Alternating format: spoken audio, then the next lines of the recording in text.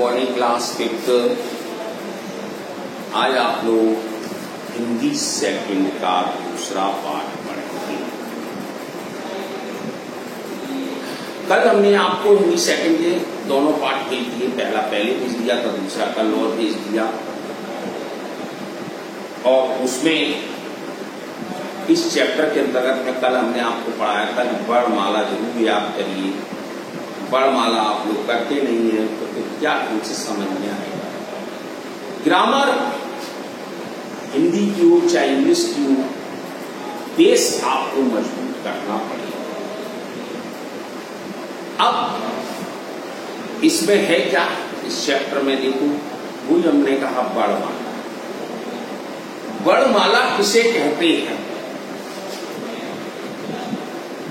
वर्णों के क्रम के व्यवस्थित समूह, यानी कि जो वर्ण है उसका व्यवस्थित क्रम लिखें, वह वर्णमाला है। इसी में आगे चलता है वर्ण किसे कहते हैं।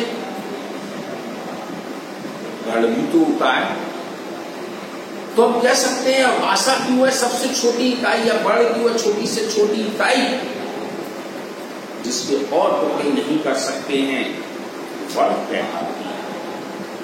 तो मतलब भाषा की वह छोटी से छोटी ध्वनि जिसके टुकड़े नहीं किए जा सकते हैं, वर्ण कहलाती है। वर्णमाला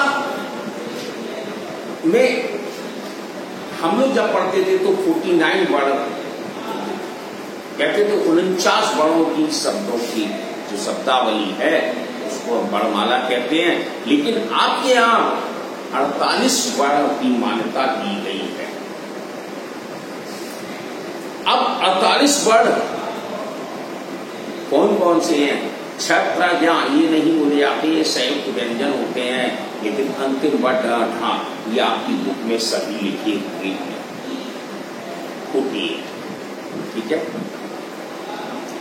ऐसे ही जब आप नेक्स्ट संस्कृत में पढ़ेंगे तब आप खुद देखेंगे और इसी चीज का ज्ञान होता है इसमें। अब वर्ण कितने प्रकार के होते हैं? वर्णमाला में तुमने देख लीजिए 48 वर्ण है, लेकिन वर्ण में तो वर्ण भी हमारे 3 प्रकार के होते हैं, जबकि हिंदी में आपके 2 प्रकार के दिए गए, स्वर और व्यंजन। तीसरा था अयोग्यवाह। अब स्वर क्या है, व्यंजन क्या है, अयोग्यवाह क्या है? तो स्वर किसे कहते हैं? जिन वर्णों का उच्चारण करते समय किसी दूसरे वर्ण की सहायता न ली जाए वह स्वर कहलाते हैं।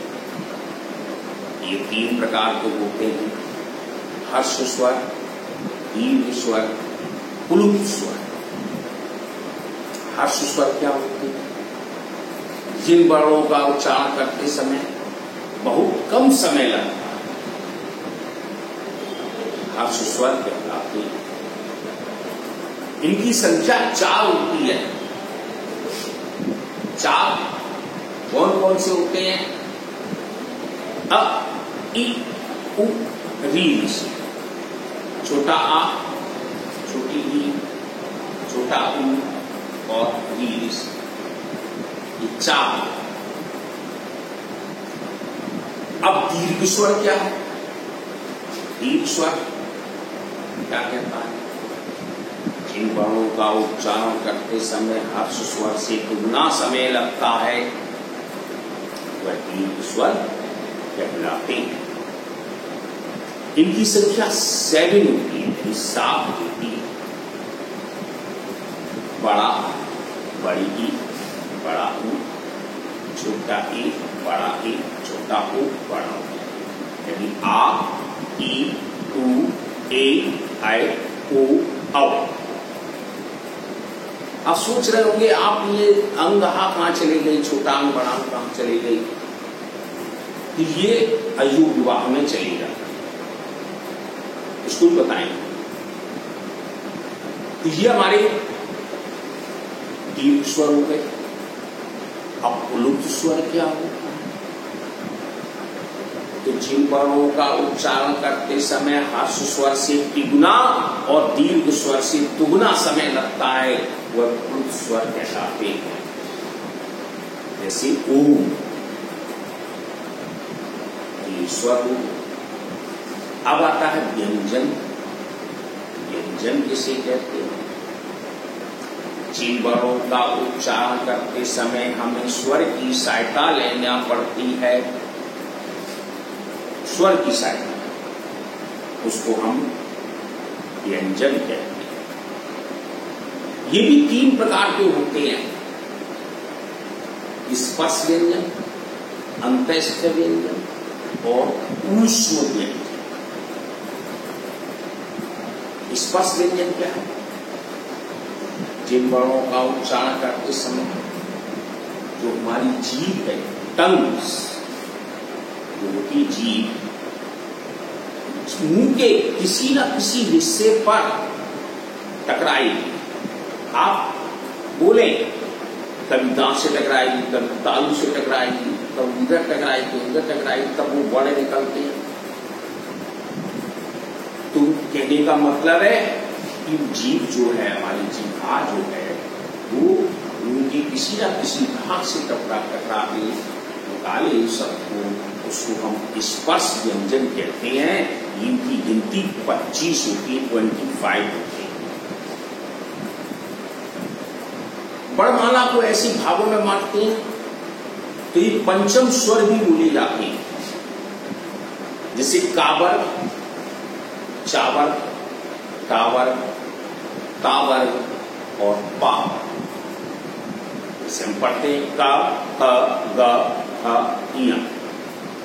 का कबूतर, खा खरगोश, गा गमला, घा घड़ी, इया। ऐसी च, छ, ज, झ, व, ट, ठ, ड, ढ, अण, त, थ, द, ध, न, प, फ, ब, भ, म। ये 25, इसको हम स्पर्श व्यंजन। अब अंतस्थ व्यंजन क्या है? तो व्यंजनों के बीच में जो सब दूरी होती है उनमें लगते हैं, इनको हम अंतस्थ व्यंजन कहते हैं। ये भी 4 होते हैं, य, र, ल, ब, या रालावा। अब आता तीसरा ऊष्म व्यंजन। क्या है ऊष्म व्यंजन? जब हम मुंह से बोलते हैं तो इसकी हमारी गर्म हवा निकलती है नाक से, या मुंह से जब गर्म हवा निकलती है तो हमारे ऊष्म व्यंजन बन जाते हैं।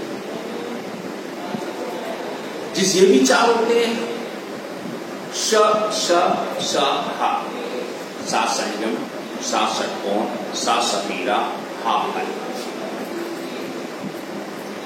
लेकिन इसके साथ 2 व्यंजन और आते हैं हमारे यहां, संयुक्त व्यंजन और द्वित्व व्यंजन। संयुक्त क्या है, द्वित्व क्या है, ये आपने पूर्व में पढ़े। 2 व्यंजनों को मिलाकर कोई एक नया शब्द बनाते हैं, तो संयुक्त व्यंजन कहलाते हैं। जैसे आपने क्षत्रिय लिखा, क्षमा लिखा, तो ये क्षा शब्द जो बना है वो का और सा से मिलकर बनता है। त्रिशूल लिखा, त्रिनेत्र लिखा, तो त्रा जो शब्द बनाए वो ता और रा से मिलकर बना है। ज्ञानी लिखा, ये गा और वा से मिलकर बना है। ये शब्द क्या है, संयुक्त व्यंजन है। अब आता है द्वित्व व्यंजन। क्या है? समान व्यंजन होते हैं, एक जैसे देखने को मिलते हैं, इतनी कादा होता है, एक पूरा होता है। अब जैसे सच्चा, बच्चा, तबका, तो ये द्वित्व व्यंजन का निर्माण कराते हैं। अब आता है तीसरा, इसमें अयुग्वा। अयुग्वा है क्या चीज, इसको भी ध्यान दे लें, क्योंकि हमने तो बोला है अयुग्वा, लेकिन आपने कह सर हमारी तो किताब में लिखा ही नहीं, हम कहां से पढ़ें। लेकिन मैं आपसे फिर से कह रहा हूं, जब आप 6 में जाएंगे तो अयुग्वा जरूर पढ़ने को, लेकिन हम पढ़ा रहे अभी बोल लेंगे, आपको खुद देखेंगे, समझे देख रहा हूं मैं आपके किताब में है। चलिए, अयुग्वा भी 3 होते हैं। अब 3 वो कौन से होते हैं, आप भी तो देखो, अनुस्वार, अनुनासिक और विसर्ग। अनुस्वार, अनुनासिक, विसर्ग। अनुस्वार क्या होता है, जो अंगूर लिखते हो छोटे अंक से अंगूर, तो वो जो बिंदी लगाते हैं वो अनुस्वार शब्द का निर्माण कराता है।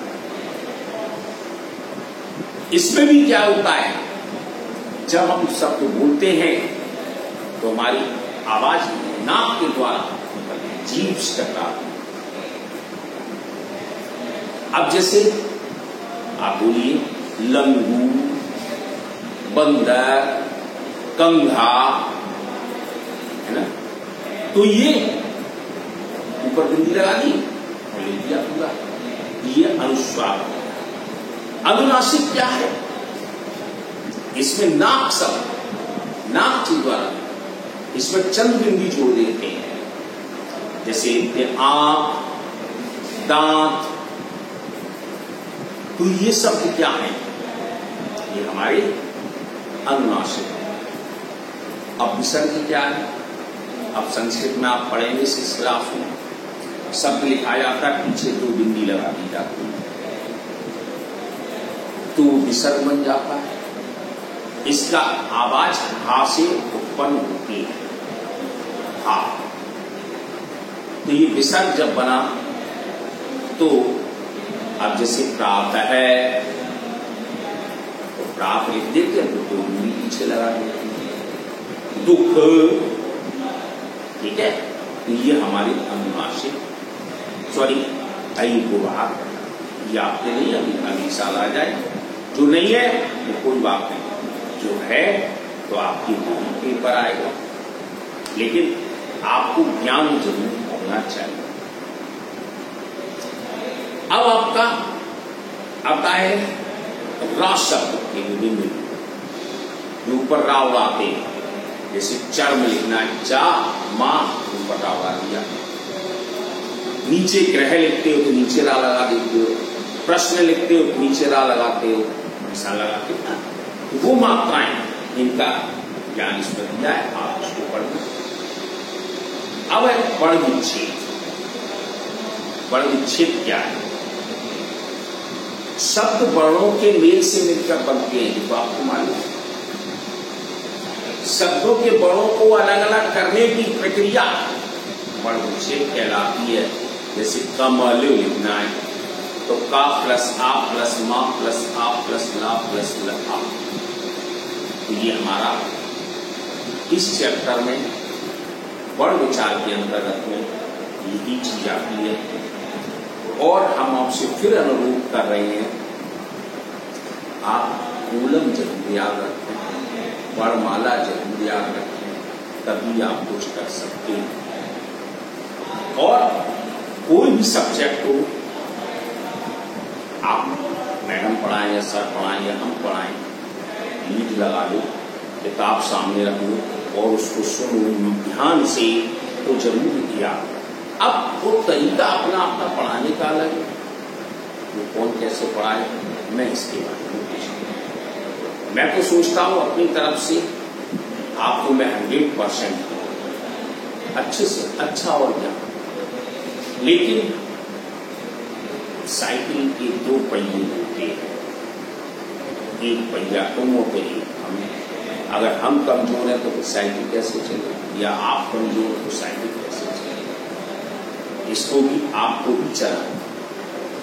तो आप सहयोग देंगे, जरूर सफलता मिलेगी।